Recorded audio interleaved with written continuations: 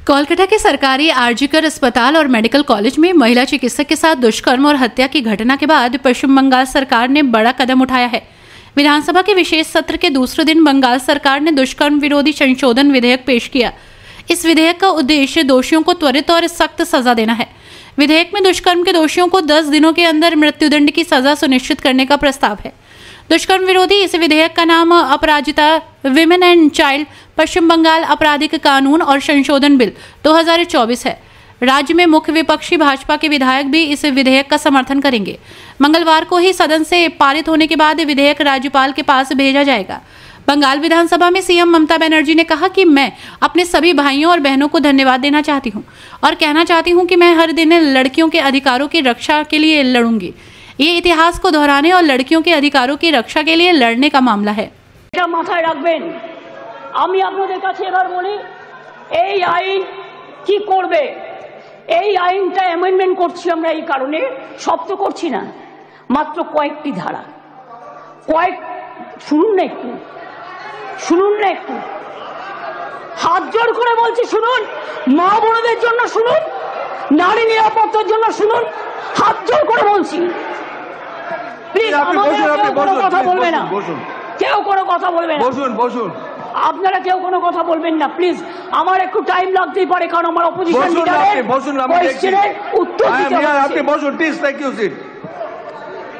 মনে রাখবেন এই নতুন বিলের তাৎপর্য তিনটি, তাৎপর্যটা বুঝুন। 1 নম্বর বর্ধিত শাস্তি, 2 নম্বর দ্রুত তদন্ত, 3 নম্বর দ্রুত ন্যায় বিচার। নতুন আইন সুনিশ্চিত করবে যে ধর্ষণ এবং নারী শিশুর প্রতি সকল যৌন হিংসায় শাস্তি হবে কঠোরতম। ভারতীয় ন্যায় সংহিতা এবং পস্কো আইনে এসব ক্ষেত্রে যে শাস্তির কথা বলা আছে তা আমাদের আইনে উল্লেখযোগ্যভাবে বৃদ্ধি করা হয়েছে। ধর্ষণ ও গণধর্ষণের ক্ষেত্রে ভারতীয় ন্যায় সংহিতার যে শাস্তির কথা বলা হয়েছে 10 থেকে 20 বছরের সশ্রম কারাদণ্ড এবং ক্ষেত্র বিশেষে যাবজ্জীবন সশ্রম কারাদণ্ড। আমরা এটাকে করছি আমৃত্যু সশ্রম কারাদণ্ড থেকে গুরুতর থেকে ক্ষেত্রে এমনকি প্রাণদণ্ড, এইটুকুই আমরা চেঞ্জ করেছি। ধর্ষণ বা গণধর্ষণের ফলে নির্যাতিতার মৃত্যু হলে বা নির্যাতিত সম্পূর্ণ ভেজিটেবল হয়ে গেলে ভারতীয় ন্যায় সংহিতায় এর শাস্তি বলা আছে 20 বছরের সশ্রম কারাদণ্ড এবং ক্ষেত্র বিশেষে যাবজ্জীবন সশ্রম কারাদণ্ড। আমরা এটাকে করেছি প্রাণদণ্ড ও জরিমানা। এ প্রসঙ্গে বলি, এমনকি আর্থিক জরিমানার কথাও বলা হয়েছে যে ধর্ষিতা বা নির্যাতিতার চিকিৎসাগত অথবা তার নিকট আত্মীয়ের সামাজিক ও মানসিক পুনর্বাসনেও সেটা সহায়ক হয়। অ্যাসিড আক্রমণের ক্ষেত্রে অনেক সময় দেখেন মেয়েদের অ্যাসিড ছুঁড়ে মারে। অ্যাসিড আক্রমণের ক্ষেত্রে ভারতীয় ন্যায় সংহিতার এর শাস্তিতে বলা আছে 10 বছরের সশ্রম কারাদণ্ড, ক্ষেত্র বিশেষে যাবজ্জীবন সশ্রম কারাদণ্ড এবং ফাইন। আমরা এই শাস্তি বাড়িয়ে করেছি, আরজি করার জন্যই তো এটা হচ্ছে, আমৃত্যু কারাদণ্ড এবং ক্ষেত্র বিশেষে প্রাণদণ্ড। দ্রুত তদন্ত করবার জন্য অপরাজিতা টাস্ক ফোর্স নামে এই আইন পাশ হয়ে গেলেই একটি বিশেষ পুলিশ বাহিনী তৈরি করা হবে। এই ধরনের অপরাধের দ্রুততম তদন্তের জন্য প্রাথমিক রিপোর্ট আসার পরে 21 দিনের মধ্যে তদন্ত সমাপ্ত হবে।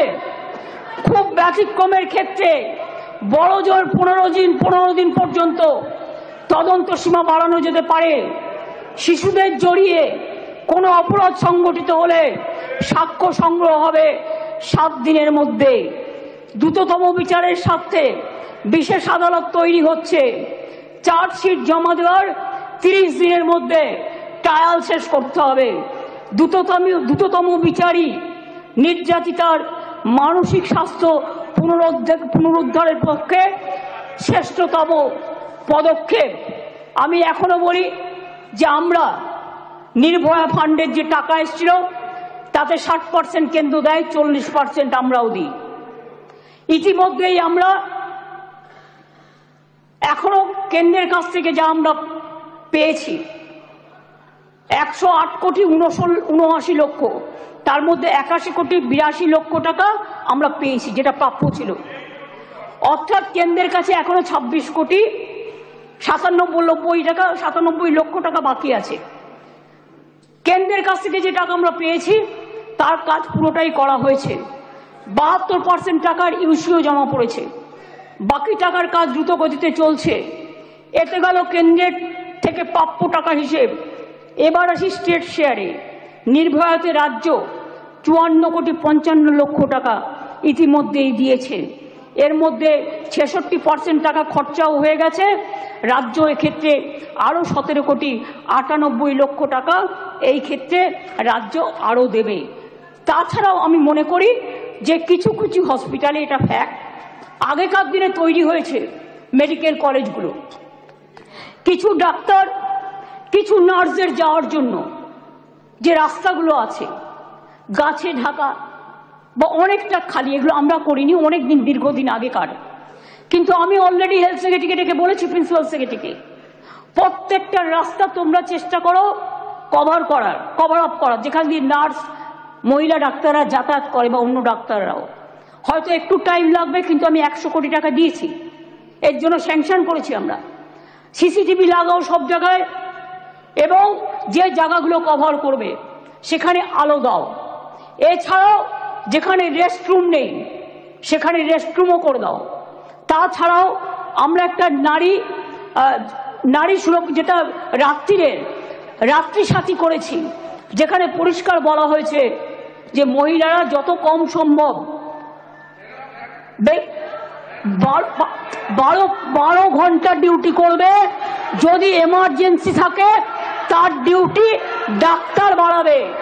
তার কারণ মেয়েদের মনে রাখতে হবে, কেন করেছি সেটা আমাদের ব্যাপার, আপনি কেন কথা বলছেন? আমরা এই কারণে করেছি মেয়েদের সুরক্ষার জন্য। যারা রাতে কাজ করতে চায় তারা allowed. Problem, please listen carefully, রাত্রিরে যারা কাজ করবে তাদের ফুল প্রোটেকশন দেওয়ার জন্য, রাত্রিরে যদি কেউ কাজ করে তাদের ফুল প্রোটেকশন দেওয়ার জন্য এই রাত্রি সাথী করা হয়েছে। এবং হসপিটালগুলোর কাছেও আমরা বলেছি, স্কুলগুলোকেও বলেছি, আইসিডিএস সেন্টারগুলোকেও বলেছি, মিড ডে মিল সেন্টারগুলোকেও বলেছি সঠিক পদক্ষেপ নিতে। এবং মনে রাখবেন, এই বিলটি এখানে পাশ হওয়ার পরে মাননীয় রাজ্যপালের কাছে যাবেন। তিনি তাড়াতাড়ি এটা পাশ করলে এটা রাষ্ট্রপতির কাছে যাবে। রাষ্ট্রপতির কাছে গেলে এটা আইনে পাশ হবে, এবং এটা আইনে পাশ হলে এটা একটা ইতিহাস হয়ে থাকবে, এবং সব রাজ্য এটাকে আগামী দিন মডেল করবে, মনে রাখবেন।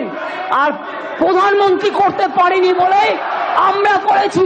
প্রধানমন্ত্রী, আপনি দেশের লজ্জা, আপনি মেয়েদের প্রোটেকশন দিতে পারেন না, তাই আপনার পদত্যাগ দাবি করছি। স্বরাষ্ট্রমন্ত্রী। इस बिल को सदन में बीजेपी का साथ भी मिला। इस दौरान नेता प्रतिपक्ष शुवेंदु अधिकारी ने कहा कि हम इस कानून का तत्काल क्रियान्वयन चाहते हैं। ये आपकी जिम्मेदारी है। हम परिणाम चाहते हैं। ये सरकार की जिम्मेदारी है। हम कोई विभाजन नहीं चाहते। हम आपका पूरा समर्थन करते हैं। हम मुख्यमंत्री का वक्तव्य आराम से सुनेंगे। वो जो चाहें कह सकती हैं, लेकिन आपको ये गारंटी देनी होगी कि ये विधेयक तुरंत लागू होगा। আপনারা এই বিলটা তাড়াহুড়া করে এনেছেন কেন? আমরা চাইলে বলতে পারতাম ল অ্যান্ড জুডিশিয়ারি স্ট্যান্ডিং কমিটিতে গেছে কিনা। আমরা চাইলে বলতে পারতাম পার্লামেন্টারি প্রসিডিওর অ্যান্ড প্র্যাকটিস অনুযায়ী সিলেক্ট কমিটিতে পাঠান, কিন্তু না, আমরা বলছি না। We want execution of this law immediately. দায়িত্ব আপনাদের। এই হাউস আরো 1.5 বছর থাকবে। আমরা we want result. Responsibility goes to government. আমরা একটাও ভোটাভুটি চাইব না, আমরা ডিভিশন চাইব না, ফুল সাপোর্ট।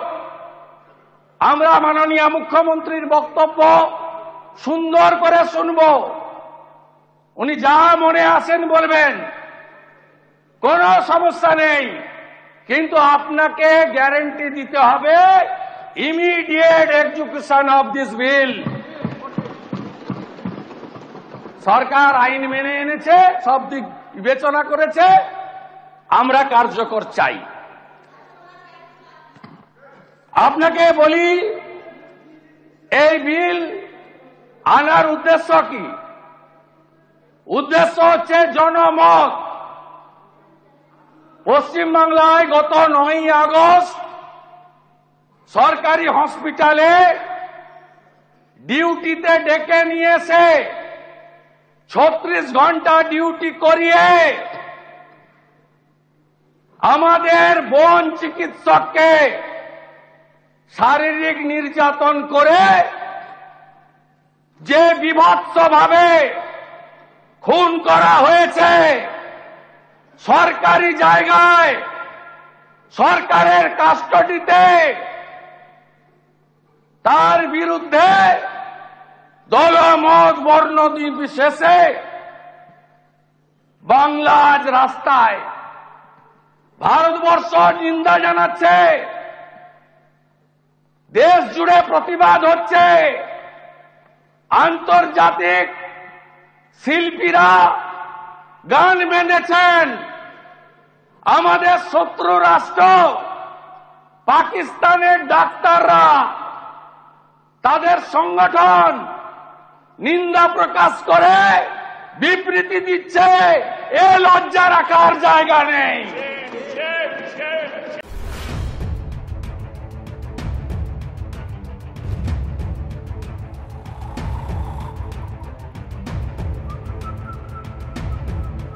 हर बड़ी खबर का असली एड्रेस है खबरनामा, इसलिए हर न्यूज अपडेट के लिए सब्सक्राइब करें और फॉलो करें खबरनामा। और इस वीडियो के लाइक बटन को प्रेस कर इस वीडियो पर कमेंट के जरिए अपनी राय देना ना भूलें।